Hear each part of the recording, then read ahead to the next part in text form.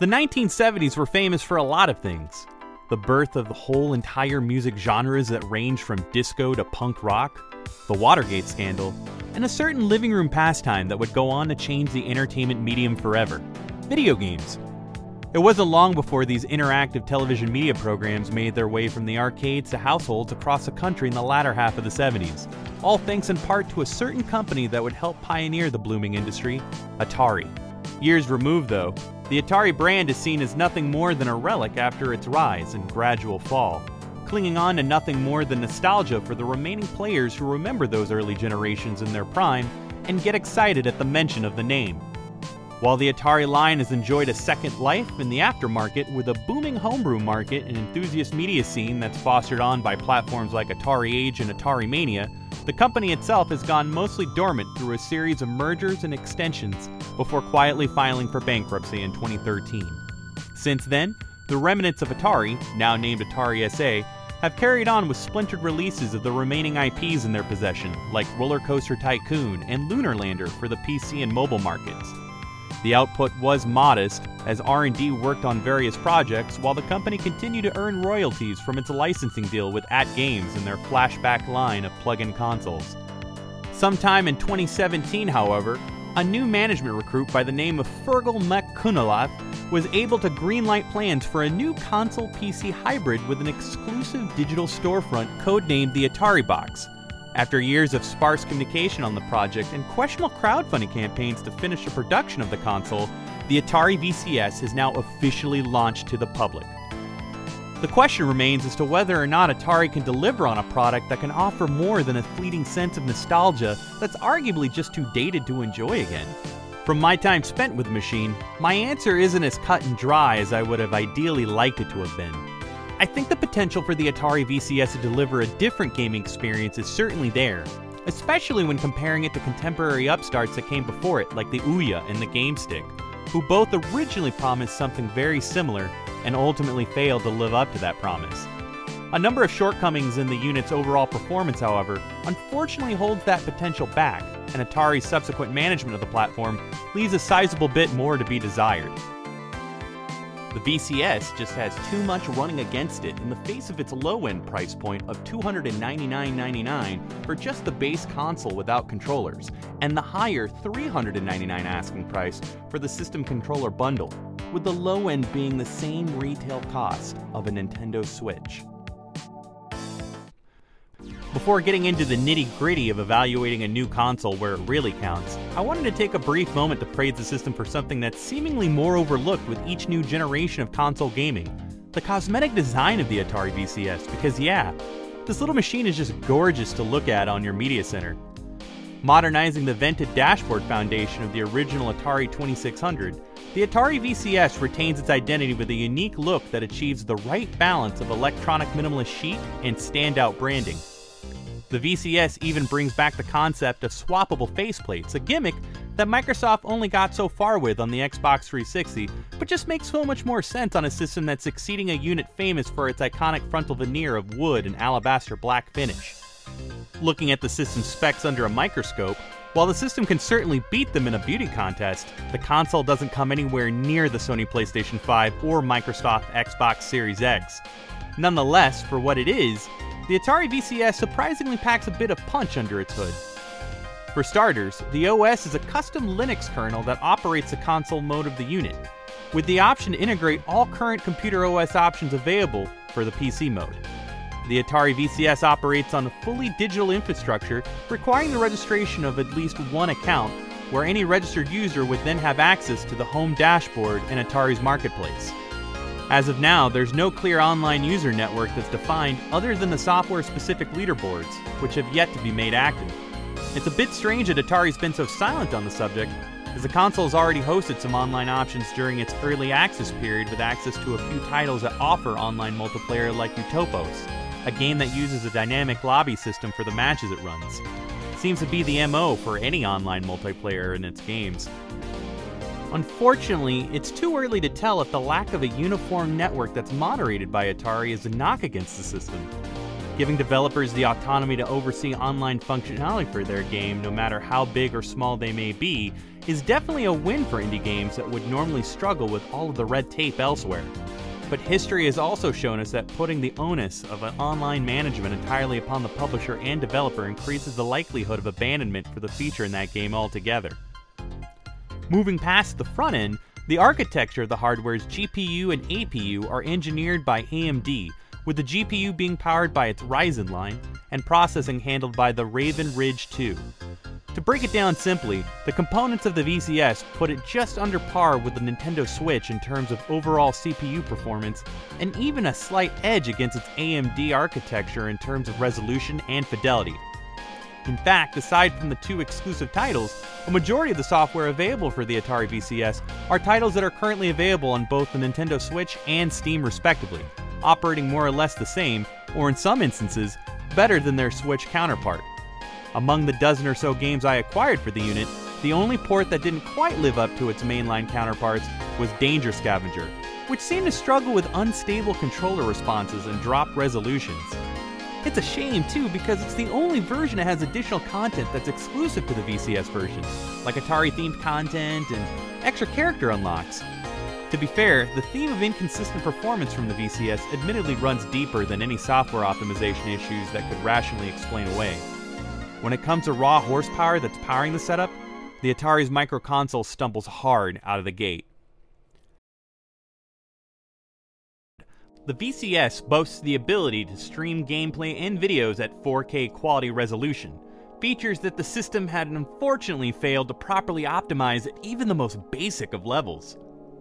Setting aside the fact that the current selection of games doesn't even utilize 4K output, switching the VCS into this resolution drastically cuts down the system's processing performance, going as far as to not only bog everything down to 30 frames per second, but also increases the likelihood of a full-on system crash. Examining the system even deeper, a potential factor for this may lie in the fact that of the 8GB RAM, 2GB is automatically used for the operation of the GPU, with less memory to work with as opposed to a GPU operating with a dedicated memory system for it. The sluggish output even carries over to the video streaming services integrated into the VCS, like Twitch and Netflix, where video quality can either frequently drop in and out or hit multiple buffering bumps, regardless of your internet speed. Also, I would be remiss to mention that intensive operation of the VCS will push the fan to its limits, and this thing is loud.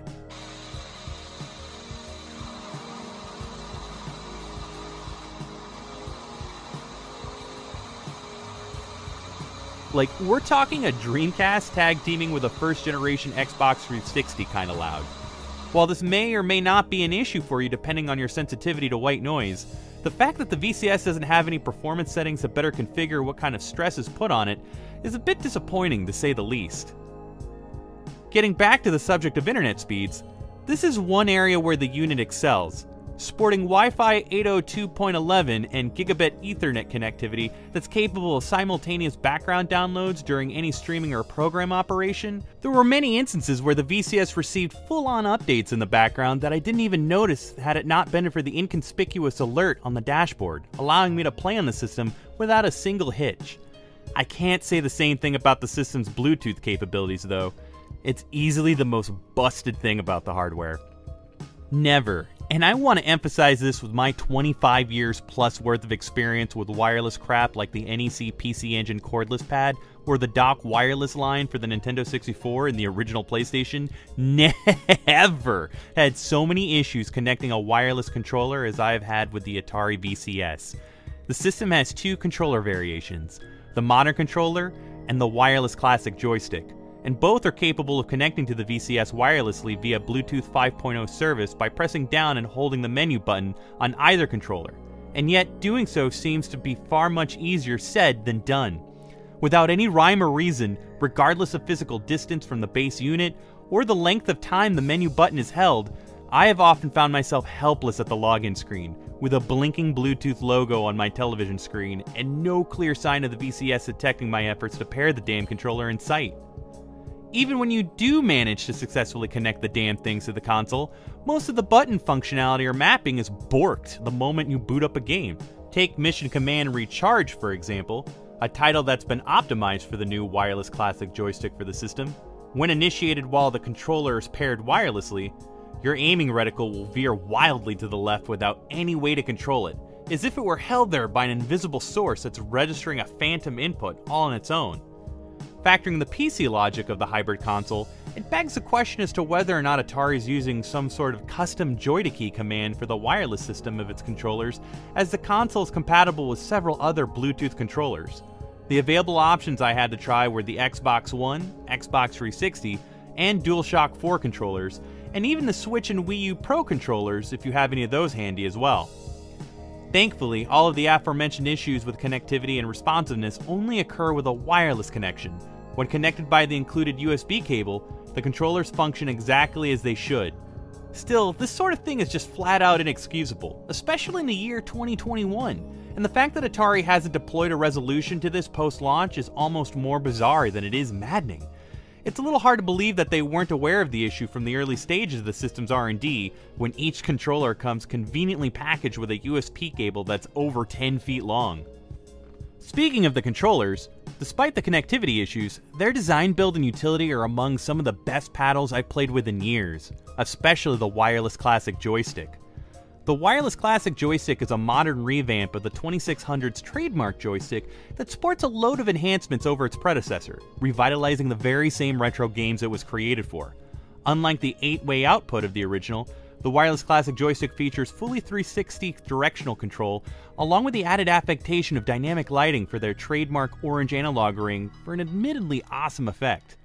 Easily the coolest feature that the Wireless Classic Joystick offers, however, is the Rotary Control for games that optimize this unique control mechanic like Tempest, Pole Position, and Breakout.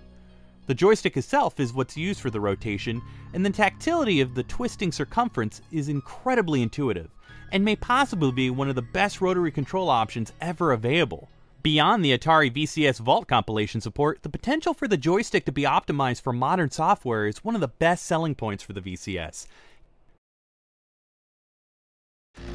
Games like Jetboard Joust, a Defender-inspired roguelike shooter that offers a specific calibration for the Wireless Classic Joystick that can't be experienced on any other version, adds that much more to the Midway Classic-inspired gameplay it pays tribute towards.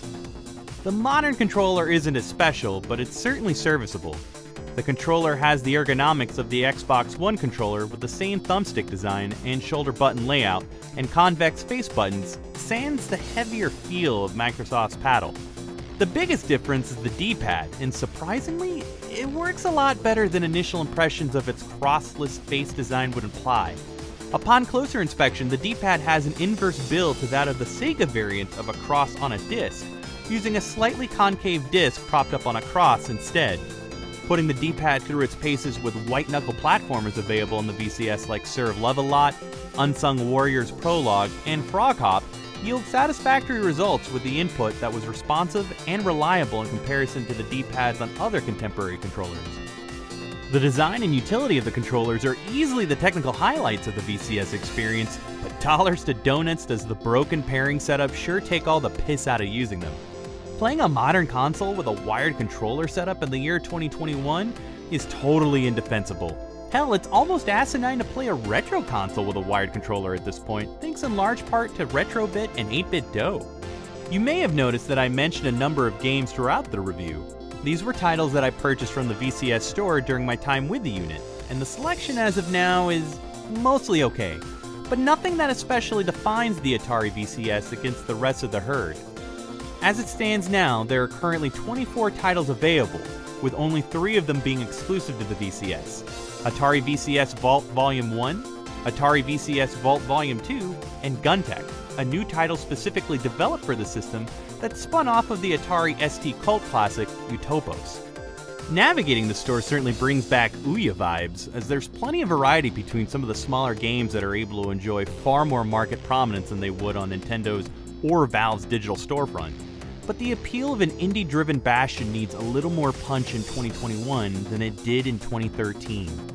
Although these titles have a bigger spotlight on the VCS, they're still readily available anywhere else on the hardware that consumers most likely own already, without the need to plunk down a few hundos to play them. In this current climate of accessibility, smaller developers can't afford to narrow down their release to something that's admittedly as niche as the Atari VCS as well. Setting that unfortunate reality of the situation aside, however, there's still plenty of reason to keep the VCS on your radar when it comes to the software on it, and the platform is still a significant boon to indie developers everywhere. The VCS is an almost self-contained development kit like the Ouya was, with the only exception being a proprietary OS that developers can use for various tooling and debugging access for the dynamic development. The biggest difference between the microconsoles is that the Linux-driven architecture of the VCS isn't just limited to the Android variant of the operating software like the Kickstarter Darling was, giving players and developers far more flexibility to stretch the open source capabilities that the system has to offer.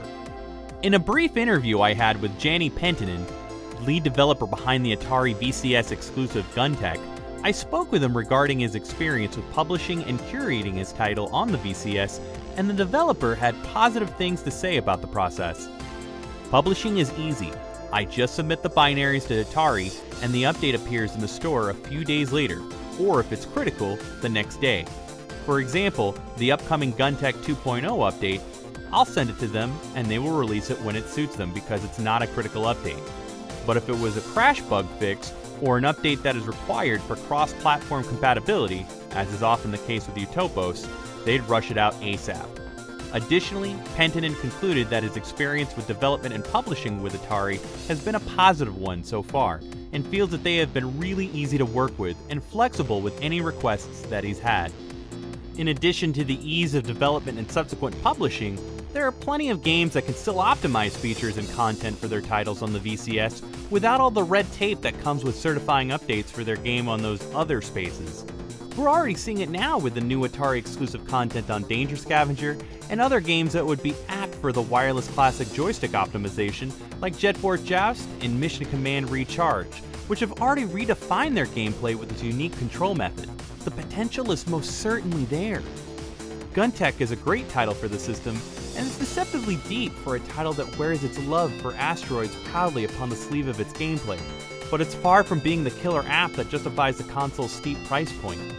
Code Mystics did an incredible job with the VCS Vault volumes, accurately reproducing many of the cult favorites Atari still owns the rights to, like Tempest and Crystal Castles in both their arcade version and the 2600 ports, making excellent use of the wireless classic joystick. However, these titles are already available through more accessible means, and the added technical flourishes just aren't enough of a difference maker.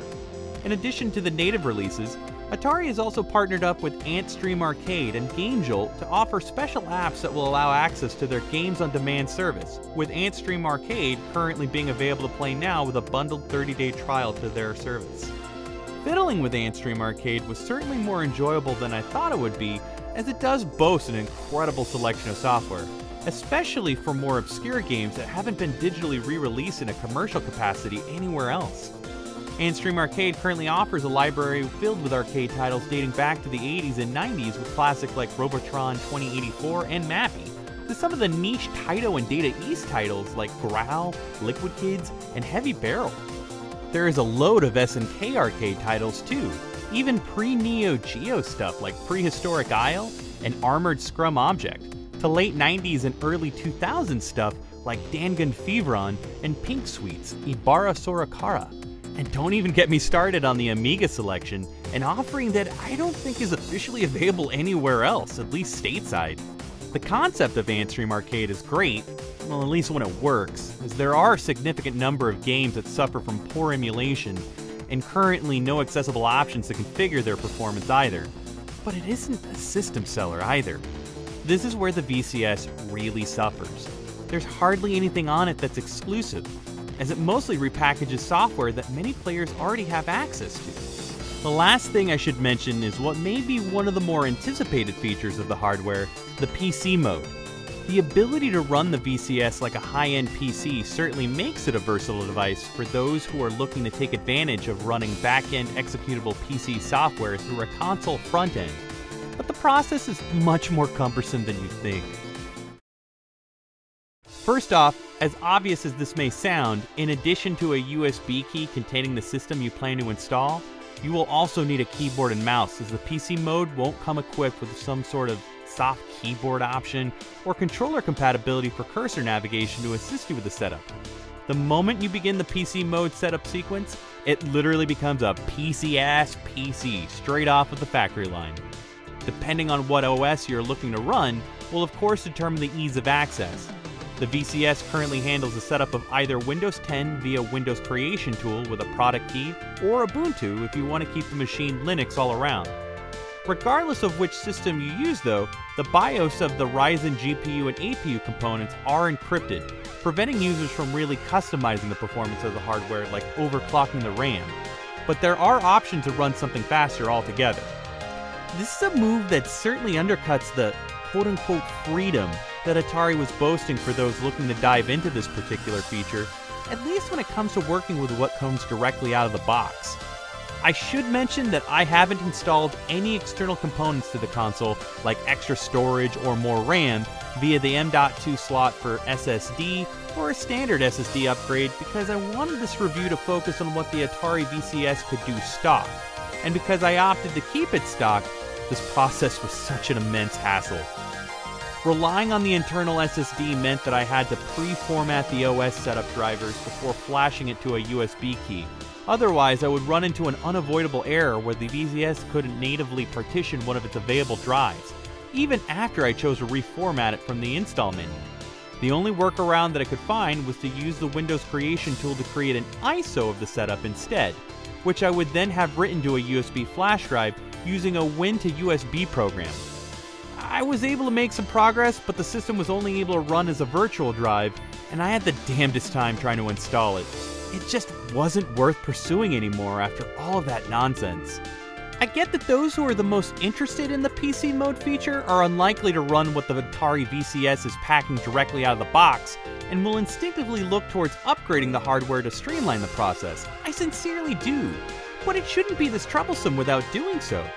I'd honestly argue that the tediousness that comes with something as simple as configuring an operating system defeats whatever quote-unquote accessibility Atari had boasted with the VCS. Again, I can't stress how silly it is to spend $300 to $400 on the console itself, only to then invest in a few $100s more into a larger SSD or RAM expansion to beef up its utility as a PC. You're just better off buying a decent standalone PC at that point. At the end of the day, I'd be lying if I said that I didn't entirely enjoy my time with the Atari VCS. There's a shocking amount of content to dive into, with more steadily added every other week. In its current state though, I can't justifiably recommend it at the price the console is being sold for. If you're looking for a way to recapture the nostalgia of Atari's console lineage, or simply looking to build a powerful emulation machine, there are better and cheaper routes to take than the VCS. As a console in its own right, the platform has little unique content to offer, and an inconsistent system performance that can falter on even the most basic of functions. The Atari VCS is just an expensive novelty at the moment. The fact that the faulty 4K output and busted wireless pairing system that has yet to receive a fix from Atari is a vexing precedent within itself, especially a week or so more into its public launch, let alone the months that the Indiegogo backers have had their units. These issues aside though, the Atari VCS has the potential to be an avenue that can cater to both indie game developers and fans of indie games on a scale that's far more approachable than the bloated marketplaces of Steam and Nintendo eShop. The wireless classic joystick also offers the system more perspective gameplay experiences that can't be found on any other platforms. But this just isn't enough. At least for right now anyway. Until Atari proves that it can do more, just look at it as a curio, one that's only gotten as far as it has due to the goodwill of the fans who still remember the name Atari and the prominence it once had.